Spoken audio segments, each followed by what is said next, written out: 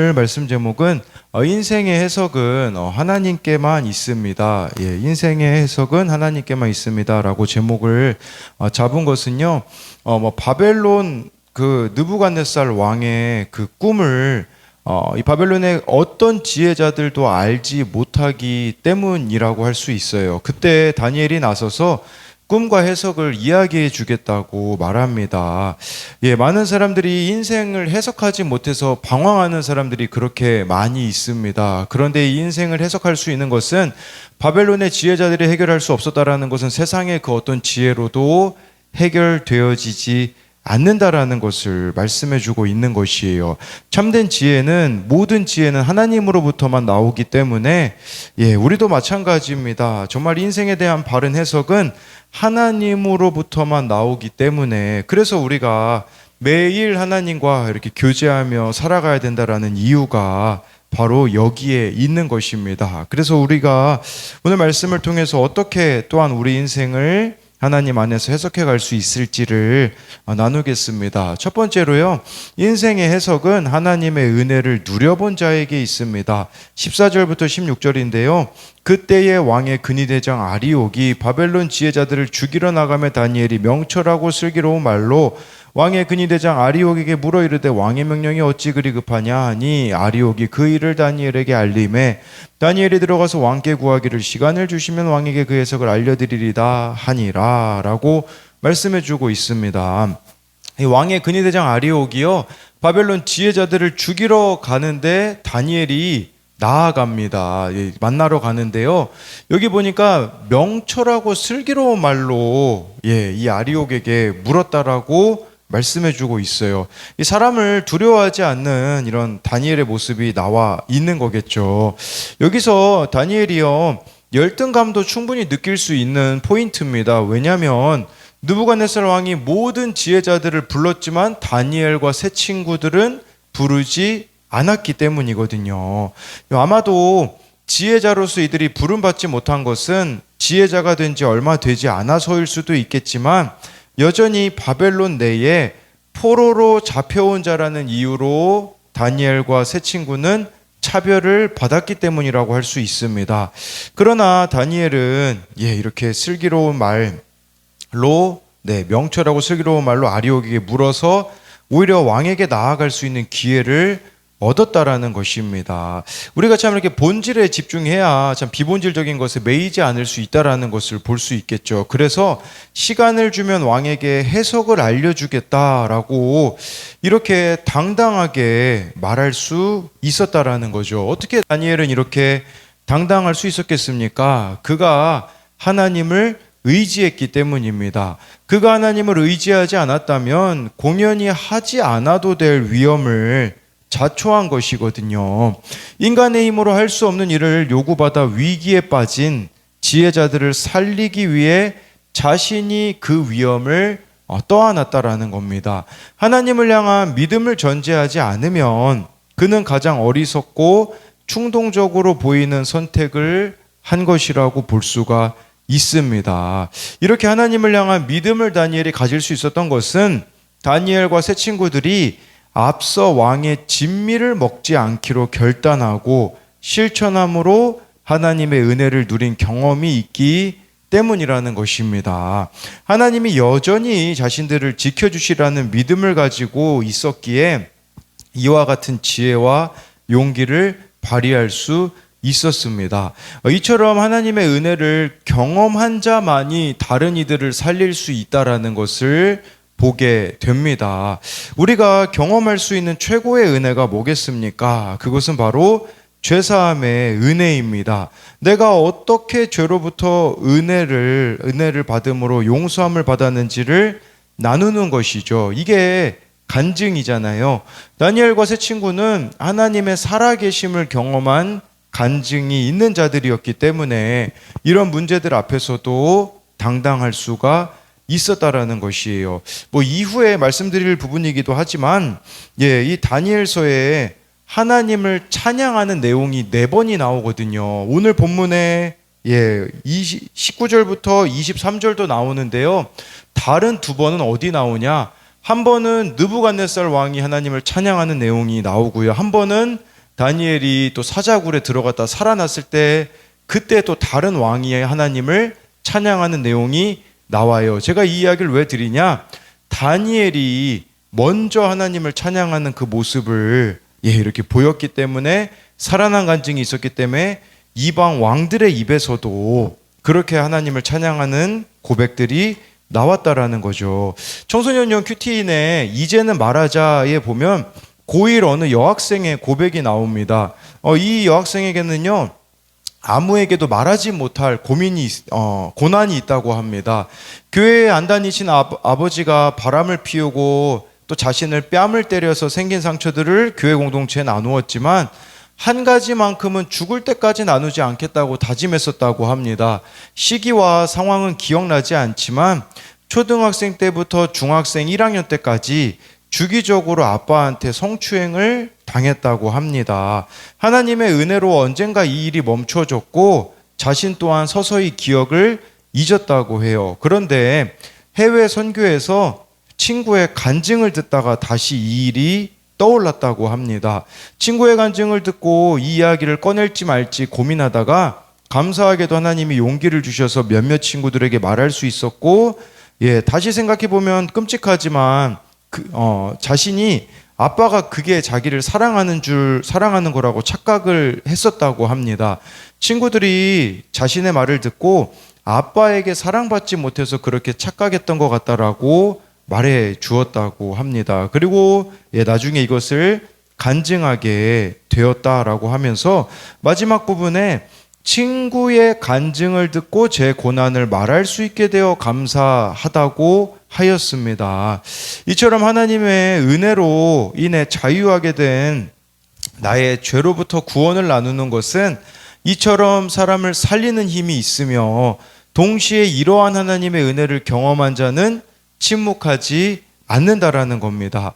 다니엘이 느부갓네살에게 은혜를 경험한 자로서 도움을 주려고 하는 것처럼, 또 지혜자들을 살리려고 하는 것처럼 우리가 죄사함의 은혜를 경험했다면 그것을 나눌 때에 다른 이들도 살릴 수 있다는 것입니다. 그래서 이것에 대한 적용 질문은 오늘 내가 가정과 일터에서 해야 할 명철하고 슬기로운 말은 무엇입니까? 정말 이 다니엘이 근위대장 아리옥에게 명철하고 슬기로운 말로 나아갔던 것처럼 우리 또한 외면하지 않고 또 이렇게 지혜롭게 개입해야 되는 일들이 무엇이 있는지를 묻고 있는 것이고요. 또 한 가지는요, 나의 하나님의 은혜로 살아난 간증을 통해 다른 이들을 살리고 있습니까?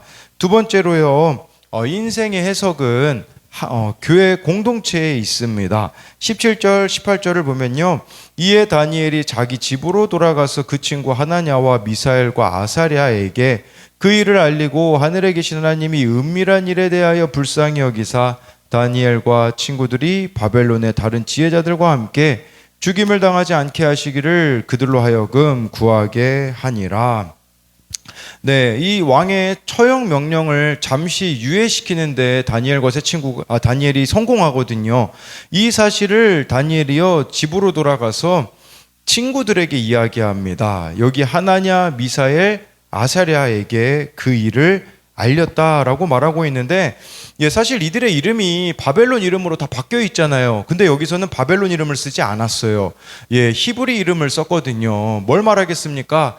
이 세 친구가요, 믿음, 신앙의 정체성을 지키고 있다라는 뜻이거든요. 우리가 기도 제목을 누구에게 나눠야겠습니까? 이처럼 영적으로 깨어있는 공동체에 나누어야 된다라는 것이겠죠. 우리로 말하자면 교회 공동체에 나누어야 된다라는 거겠죠.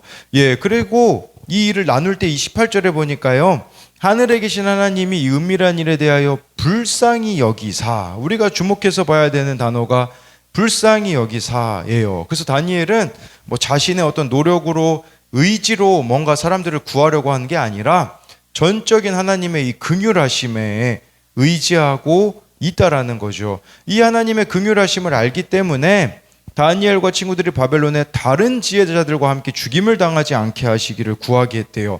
다니엘 또 세 친구뿐 아니라 다른 지혜자들까지도 죽임당하지 않기를 기도해달라고 부탁을 한 거죠. 이게 바로 중보기도를 요청했다라고 볼 수 있어요. 그렇기 때문에 이들은 하나님을 믿는 공동체이기 때문에 지금으로 말하자면 교회 공동체 지체들이라고 할 수 있겠죠. 우리도 문제가 있을 때 교회 공동체에 나누어야 합니다. 중보기도를 요청하고 그 중보기도 요청을 받은 공동체는 함께 기도해야 하는 것이겠죠. 여기서 또 유의해야 되는 사항이 있는데요. 그런 사람들이 있을 수 있어요. 자신은 기도를 안 하면서 공동체에만 나누는 사람들이 있습니다. 이건 잘못되었다라고 볼 수 있어요. 다니엘도 기도했고요. 공동체도 기도했다라는 것을 알아야 한다라는 것이에요. 나 또한 기도의 자리로 나아가야 된다라는 거겠죠. 다니엘과 이 세 친구의 중보기도는 위기에 처한 사람을 긍휼히 여기는 데서 출발합니다. 그런 관점으로 보자면 우리 기도해야 될 게 얼마나 많이 있습니까? 근데 문제는 다른 이들의 문제를 나의 문제로 여기지 않는다라는 것입니다. 지금 세계에서 일어나는 일도 남의 일로 여겨서는 안 됩니다. 지금 이스라엘과 이런 이란의 대립 구조 속에서 우리는 무슨 생각을 하게 되냐? 나는 거기에 포함되어지지 않으니, 우리나라는 거기에 포함되어지지 않으니 남의 일처럼 여기는 부분들이 너무나 많다라는 거죠. 그러나 우리가 정말 중보기도 할 때에 남의 일이 아니라 나의 일로 함께 기도해야 된다라는 것이에요. 이렇게 함께 기도할 때에 우리가 경험하게 되어지는 게 20절부터 이제 나와 있습니다. 다니엘이 말하여 이르되 영원부터 영원까지 하나님의 이름을 찬송할 것은 지혜와 능력이 그에게 있음이로다. 응답을 받았습니다. 19절에 그 응답에 이제 이 느부갓네살 왕이 무슨 꿈을 꾸었는지를 하나님이 가르쳐 주시거든요. 근데요, 응답 이후에 다니엘의 이 고백이 더 중요하게 보입니다. 우리는 그냥 응답 받으면 나 살았다 하고 끝이잖아요. 근데 다니엘은 하나님을 찬양하고 있어요. 그러면서 다니엘의 믿음은 응답받은 후에 더 빛이 났다라는 거겠죠. 이 응답을 받음으로써 다니엘 안에 확실해지는 게 있습니다. 그건 뭐냐면 바로 하나님의 주권이 미치지 않는 곳을 알게 되었다라는 것이에요. 그래서 20절에 보면 지혜와 능력이 그에게 있다라고 말하고 있잖아요. 21절에 보니까 때와 계절을 하나님이 바꾸신대요. 이것은 시간과 역사를 하나님이 결정하신다라는 것을 깨닫게 된 것이죠. 또 21절에 왕들을 세우고 패한다라는 것도 깨닫게 되어진 거예요. 이것은 뭐냐면 흥망성쇠는 하나님 손에 달려 있다라는 것을 알게 되었다라는 거죠. 또 지혜자에게 지혜를 주시며 총명한 자에게 지식을 주신다라는 것은 참된 지혜와 지식은 하나님께로부터 온다라는 제가 다 여기 말씀으로 올리진 않았지만 한마디로 말씀드리면 하나님의 주권을 인정하게 되었다라는 것을 말씀해 주고 있습니다. 저와 여러분들이 이처럼 같이 함께 기도하며 나아갈 때 경험하게 되어지는 것은 모든 것이 하나님의 손 안에 있다라는 것이에요.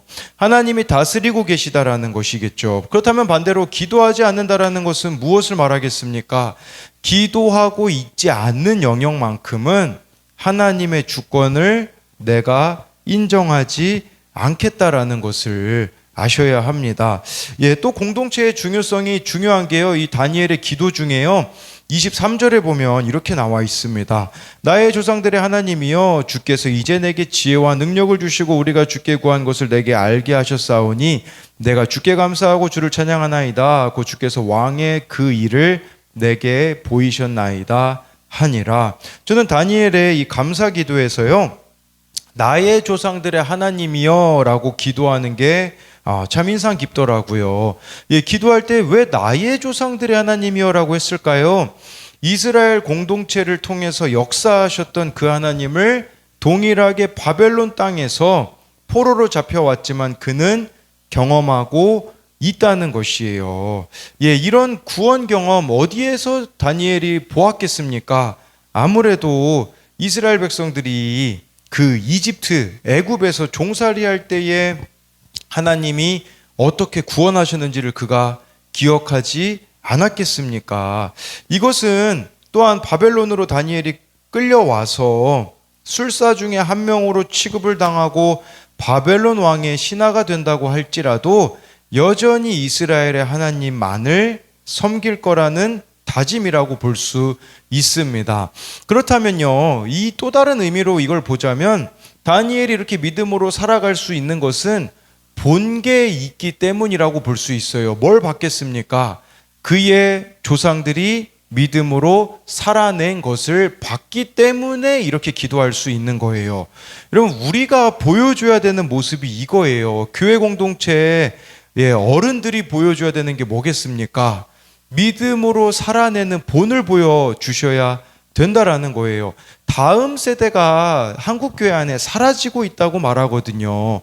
왜 다음 세대들이 사라질까요? 문제가 없어서일까요? 아닙니다. 우리의 다음 세대들은 더 많은 문제들과 어려움들을 가지고 있어요. 그런데 이들이 왜 다른 세대가 되어버렸겠습니까?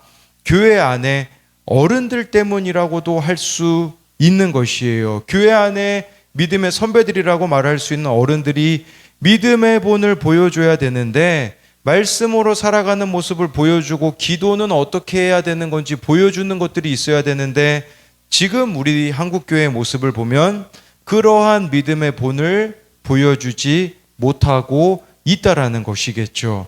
믿음의 뒷모습을 보기가 힘들어졌다는 것을 우리가 알고 있을 겁니다. 그렇기 때문에 정말 좋아요. 여러분들이 나 하나쯤이라는 이 안일함을 버리고 오늘 내가 믿음으로 살아가는 그 삶이 되어서 정말 우리 다음 세대들이 내가 경험한 이 하나님을 경험하게 되어지는 이 믿음의 전수가 저와 여러분들이 믿음으로 살아갈 때에 이루어져야 된다라는 것입니다. 그래서 이것에 대한 적용 질문도, 나는 누구와 어려움을 함께 이야기하고 합심해서 기도합니까? 공동체에 나눠야 할 기도 제목은 무엇입니까? 나의 조상들의 하나님이여 라는 다니엘의 고백처럼 나에게 믿음의 뒷모습을 보여준 믿음의 선배가 있습니까? 기도하겠습니다. 살아계신 하나님, 정말 바벨론의 지혜, 세상의 지혜로는 인생을 해석할 수가 없습니다. 인생의 해석은 하나님의 은혜를 경험한 자들에게 주어집니다. 정말 다니엘이 하나님의 은혜를 경험하였을 때 자신의 그 모든 수치들이 덮여지게 되었으며, 또한 그것으로 인하여 느부갓네살 왕의 그 꿈과 해석을, 정말 느부갓네살을 살리려고 하는 이 다니엘의 모습과, 또한 느부갓네살로 인하여서 죽을 수밖에 없는 지혜자들을 긍휼히 여기는 이 다니엘의 모습이 우리에게도 있기 원합니다. 정말 하나님을 모르는 인생은 방황밖에 남은 것이 없습니다. 정말 그렇게 방황하는 이들에게 내가 경험한 하나님을 전해줌으로써 그들의 방황이 멈출 수 있는 은혜를 허락하여 주옵소서. 또한 다니엘이 새 친구들에게 기도 요청을 했던 것처럼 우리도 문제가 있을 때 나도 기도하고, 뿐만 아니라 공동체 지체들이 함께 기도하며 나아갈 때에 정말 하나님의 주권을 인정하는, 하나님으로부터 기도 응답을 받는 우리들이 되게 하여 주시고, 또한 다니엘이 기도 중에 나의 조상들의 하나님이여 라고 고백한 것처럼 믿음의 선배들이 되어서 나 하나쯤이라는 안일함으로 정말 우리가 그리스도인으로 사는 것을 회피하는 자들이 되는 것이 아니라 믿음으로 사는 뒷모습을 보여줌으로써 신앙의 전수가 우리들의 다음 세대들에게 이어지게 되어지는 은혜를 허락하여 주실 것을 믿으며 살아계신 예수님 이름으로 기도드립니다. 아멘.